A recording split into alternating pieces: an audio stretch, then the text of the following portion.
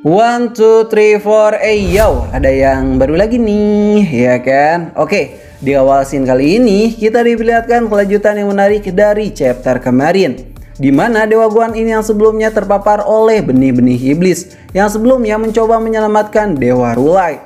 Dewa Guan Yin yang terpental akibat pertolongan pertama dari Dewa Kebajikan mulai bangkit lagi. Lalu sebuah tetesan merah pun muncul dari tubuhnya. Dewa Rulai yang melihat itu berkata, "Untung saja Dewa Kebajikan datang tepat waktu untuk melakukan pertolongan pertama. Jika tidak, mungkin ini akan lebih parah akibatnya. Lihatlah, jangan senang dulu, Rulai." Dan tiba-tiba tubuh Dewa Guan Yin pun berbentuk begitu aneh. Lendir-lendir merah pun menyelimuti sebagian dari tubuhnya itu.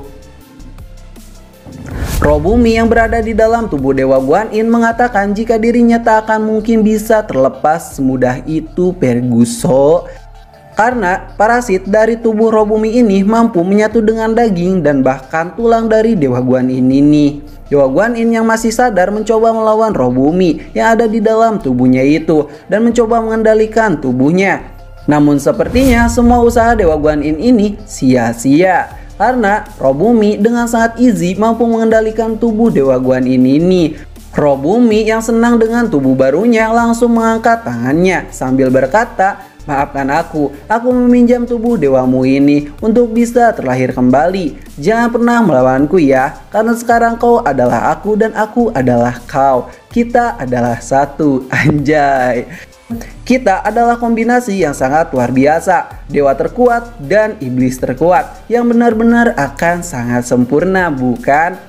Lalu Dewa Guan Yin pun mencoba melawannya dan menyerang dirinya sendiri agar si parasit itu terlepas di sana. Hahaha, sepertinya kau ingin menyingkirkanku ya, tapi dasar kau itu bodoh, semua itu percuma tahu. Sial, kau tahu dewa dan iblis tidak akan pernah menjadi satu. Bahkan jika aku harus mati, aku tak sudi jika jadi seorang iblis sepertimu, ucap Dewa Guan Yin yang mencoba melawan.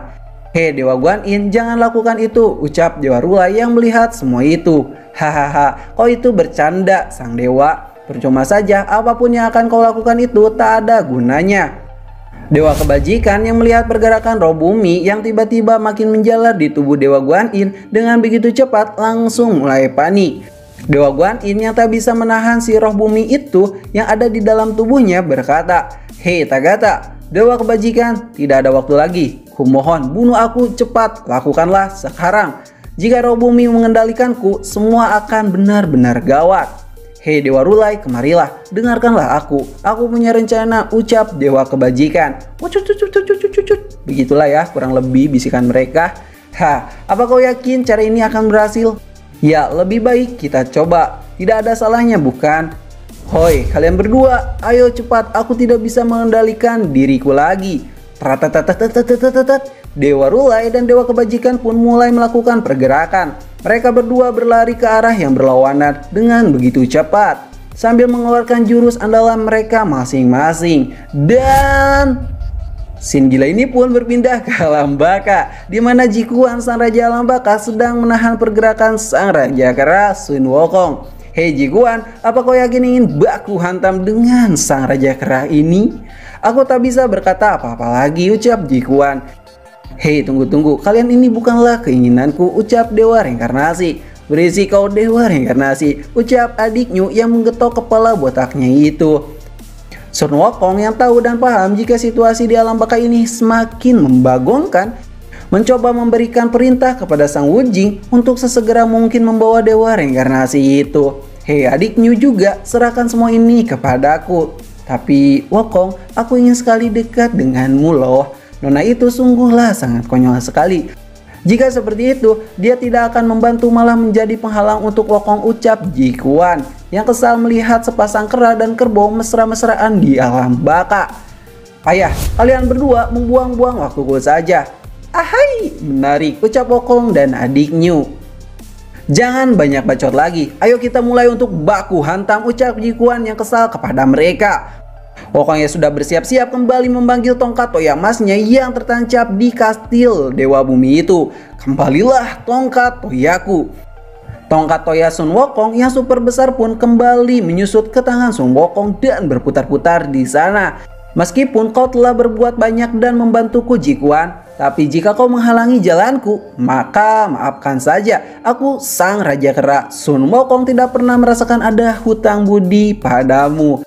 Hei Ji-Quan, biar pertarungan kita makin adil dan menarik. Bagaimana kalau kita taruhan saja? Jika kau menyerangku dengan 2 serangan dahsyat milikmu, lalu aku tak bisa menahannya, maka aku mengaku kalah darimu. Bagaimana? Hah, kok itu terlalu sombong, sang Raja Kera? Oh begitu, aku terima tantanganmu itu, karena itu sungguh sangat jelas-jelas menguntungkanku.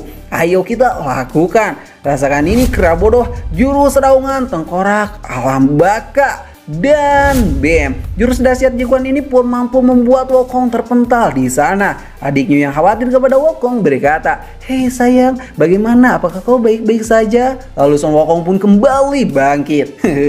Lumayan, tenang saja, ini bukanlah apa-apa. Hai, Wukong yang sudah berdiri berkata, "Adiknya, tenang saja, ini semua bukanlah sesuatu yang sangat sulit bagi si kera kecil yang barbar sepertiku ini."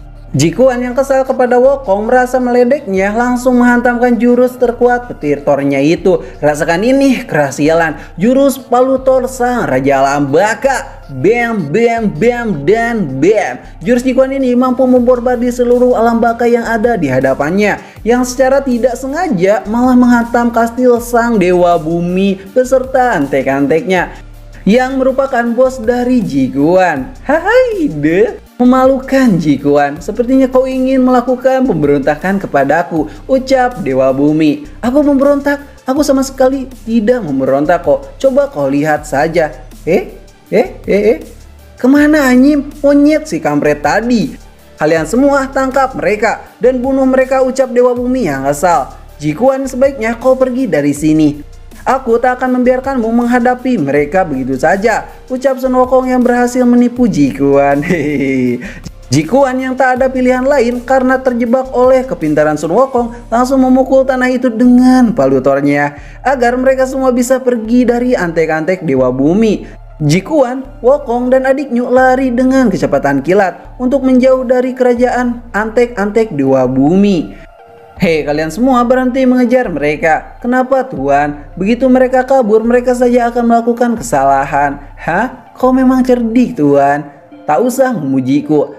Terlebih lagi kalian masih ingatkan janjiku untuk tidak berbuat jahat dan bersumpah tak akan menjadi budak. Apakah kalian semua paham? Ya Tuan, kami paham sekali. Saat ini aku sedang menjalani sekutu dengan roh bumi. Jika rencanaku dan roh bumi berhasil, maka impianku akan menjadi nyata. Meski aku berjanji tak akan menjadi budak, tapi dengan sendirinya aku yakin aku akan menjadi budak. Sementara itu, Sin pun berpindah ke pertarungan 3 dewa versus 1 roh bumi yang masih saja berlanjut, di mana Dewa Rulai dan Dewa Kebajikan sedang berusaha memaksa benih-benih roh bumi keluar dari tubuh Dewa Guan Yin. Serangan kombinasi mereka pun terus dipertahankan. Dewa Kebajikan pun mencoba mengeluarkan jurus telapak tangan api suci untuk melebur benih-benih iblis roh bumi itu. Ah, sialan, ucap benih roh bumi, yang perlahan-lahan tubuh dari monster itu mulai terbakar dan merasakan kesakitan di sana. Dan bam, cairan-cairan yang menyelimuti Dewa Guan Yin pun berhasil terlepas. Namun tiba-tiba cairan merah itu malah berpindah ke Dewa Kebajikan. Hei Dewa Kebajikan, kenapa kau melakukan hal itu, ucap Dewa Guan Yin. Hah, tenang saja, ini semua disebabkan oleh kesalahanku di masa lalu. Oleh karena itu, aku akan mengorbankan diriku untuk menghancurkannya. Lalu tiba-tiba tubuh Dewa Kebajikan pun meledak-ledak di sana. Hei Dewa Kebajikan, kau terlalu memaksakan ini semua. Haha, kau tak usah khawatir kepadaku. 1, 2, 3, 4, yo, ada yang baru lagi nih, ya kan? Oke, di awasin kali ini kita diperlihatkan kelanjutan yang menarik dari chapter kemarin, dimana kita diperlihatkan surga 33 dengan suasana yang sangat berbeda, dimana Dewa Kebajikan yang mencoba mengontrol dirinya dari roh bumi yang ada di dalam tubuhnya. Aku harus bergerak secepat mungkin sebelum roh bumi yang ada di dalam tubuhku benar-benar menguasaiku. Dewa Kebajikan pun pergi ke tempat tinggalnya, di mana di sana ia ingin menyegel dirinya dan mengorbankan dirinya untuk menyegel dan membunuh roh bumi itu. Dewa Kebajikan pun mulai melakukan proses penyegelan itu, dan bam, sambaran petir pun keluar dari langit.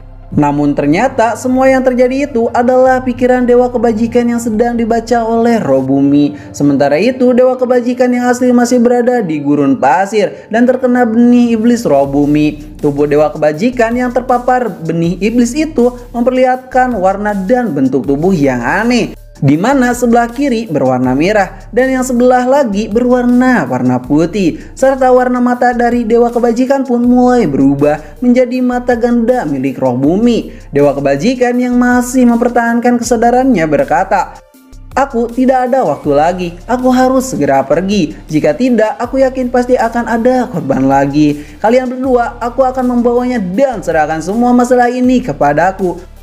Ucap dewa kebajikan yang sekali lagi masih mencoba bertahan. "Hei dewa kebajikan, bertahanlah," ucap dewa Rulai.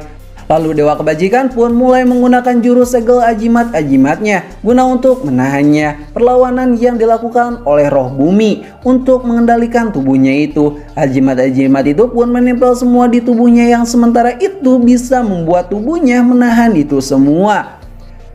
"Kalian semua, aku akan pergi ke puncak surga. Aku telah memikirkan bagaimana cara untuk menghabisi iblis yang satu ini," ucap dewa kebajikan. "Kalau begitu, ayo kita pergi," ucap dewa Guanyin. "Tidak. Hei, kenapa kau menolaknya? Iblis itu memasuki jantungmu. Aku akan membantumu sebisaku. Kau tahu Rulai, iblis ini sangatlah ingin memakanku. Tapi ini terlalu berbahaya. Apakah kau bisa menanganinya sendirian?" "Ya, aku tahu akan hal itu. Jadi entah siapa yang akan hidup 4 hari ke depan nanti, aku atau roh bumi itu. Ingat, hidup dan mati akan datang dan pergi. Masalah besar akan selalu terjadi. Oleh karena itu, aku akan pergi." Dan dewa kebajikan pun memanggil piring terbangnya itu, lalu pergi begitu saja sambil berkata, "Aku akan kembali setelah 4 hari. Jika aku tidak kembali, maka sebuah bencana akan terjadi." Gila, sifat tua itu benar-benar nekat. "Apakah kau yakin dia akan baik-baik saja, Cagata?" "Entahlah, itu terlalu tiba-tiba. Tapi dengan kejadian tadi, dia benar-benar menyelamatkan hidupku dan aku tak tahu harus berkata apa kepadanya. Entah, menurutku dia adalah orang yang susah sekali ditebak. Banyak sekali sifat yang aku tidak ketahui dari dirinya. Ayo pergi, Guanyin. Kita akan pergi ke tempat yang sejuk untuk memeriksa cederamu itu," ucap dewa Rulai. Namun di saat mereka pergi, suatu bayangan aneh pun terlihat dari bayangan dewa Guanyin, yang sepertinya ini adalah rencana licik dari roh bumi.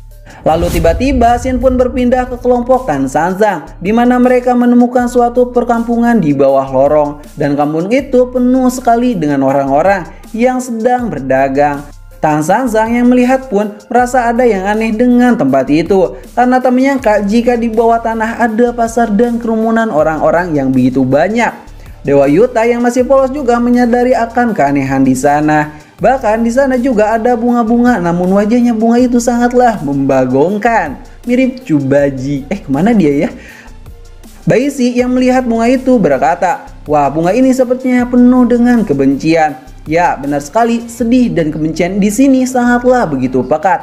Dan seharusnya tempat yang seperti ini ada di alam baka. Tan Sanzang yang mulai kebingungan dengan fenomena aneh ini, sepertinya kita harus segera bergerak dan menyelidiki ini semua. Ya, aku juga berpikir kalau desa ini sangatlah aneh. Dan kemungkinan juga ini akan ada kaitannya dengan hal-hal yang aneh terjadi kepada kita sampai saat ini. Mereka semua pun melihat keadaan di sekitar, di mana secara tiba-tiba ada yang memanggil nama Guru Tan Sanzang. Lalu orang itu berkata, "Tuan Tan Sanzang, kepala desa reinkarnasi, dia ingin mengundang kalian sebagai tamu terhormat di desa ini." Lalu mereka pun menemui kepala desa reinkarnasi itu dan makan-makan di sana. Terlihat Dewa Yuta, Baisi, dan Putih Tengkorak sangat lahap untuk memakan makanan yang sangat enak itu. Lalu seseorang pun ingin bertanya kepada Tan Sanzang mengenai sesuatu hal. "Ya, aku akan menjawab sebisaku," ucap Tan Sanzang. "Aku yakin Guru Tan Sanzang bisa menjawabnya kok," ucap kepala reinkarnasi. "Apakah kau tahu nama kepala desa Kufu? Apakah guru mengetahui secara lebih detailnya?" Tidak. Tauku, Kufu kalau berasal dari kata Qin itu berasal dari kata dinasti Qin. Keberadaannya jauh sekali, tepatnya di 800 tahun yang lalu. Ya, kau benar sekali Guru Tan Sanzang. Tapi apakah kau tahu kerajaan Qin itu adalah kepemimpinan Kufi? Kok adalah Kufi? Bukankah orang itu pernah melakukan perjalanan untuk mencari ramuan keabadian di tempo dulu? Dan itu sudah sangat lama sekali. Ya, tepat sekali Tan Sanzang.